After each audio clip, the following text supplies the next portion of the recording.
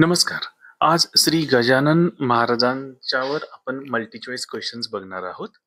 पहिला प्रश्न आहे, श्री गजानन महाराजांचे समाधी स्थान कुठे आहे? तुमच्यासाठी option A Akkalkot, option B Shegaon, option C Pandharpur, option D Shirdi. तर याचं उत्तर आहे, उत्तर बघूया आपण.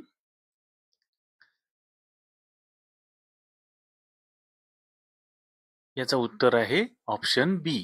श्री गजानन महाराजांचं समाधी स्थान शेगाव इथं आहे. आता पुढचा प्रश्न बघूया. प्रश्न क्रमांक 2. श्री गजानन महाराजांचा प्रगट दिन कधी मानला जातो? ऑप्शन ए आहे 5 फेब्रुवारी 1878, ऑप्शन बी आहे 12 जानेवारी 1888, ऑप्शन सी आहे 1 जानेवारी 1890, ऑप्शन डी आहे 15 ऑगस्ट 1875. या प्रश्नाचं उत्तर बघूया आपण.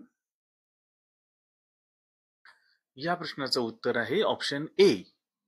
श्री गजानन महाराजांचा प्रगट दिन 5 फेब्रुवारी 1878 रोजी मानला जातो.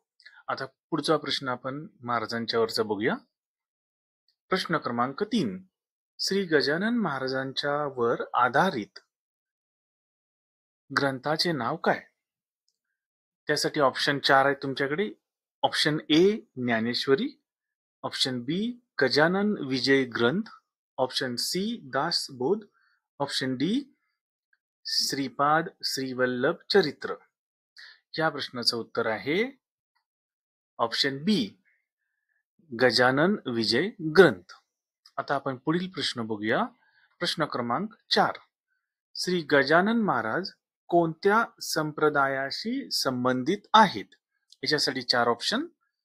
पहिला ऑप्शन ए वारकरी, ऑप्शन बी दत्त संप्रदाय, ऑप्शन सी नाथ संप्रदाय, ऑप्शन डी रामदासी. याचं उत्तर आहे ऑप्शन बी दत्त संप्रदाय. आता आपण पुढील प्रश्न बघूया. प्रश्न क्रमांक 5.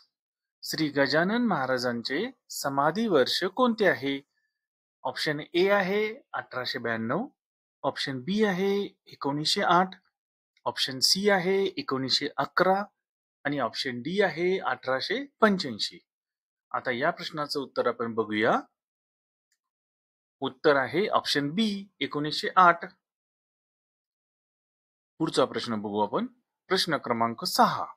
गजानन विजय ग्रंथाचे लेखक कोण आहेत? आपल्याकडे 4 ऑप्शन्स आहेत.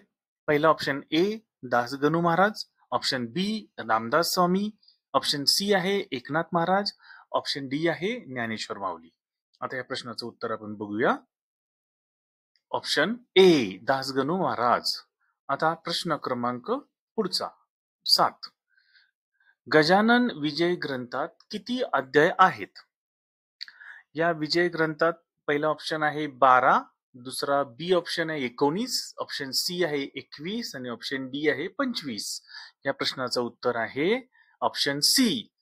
टोटल अध्याय आहेत 21. आता प्रश्न क्रमांक 8. श्री गजानन महाराजांचे मूळ स्वरूप काय मानले जाते?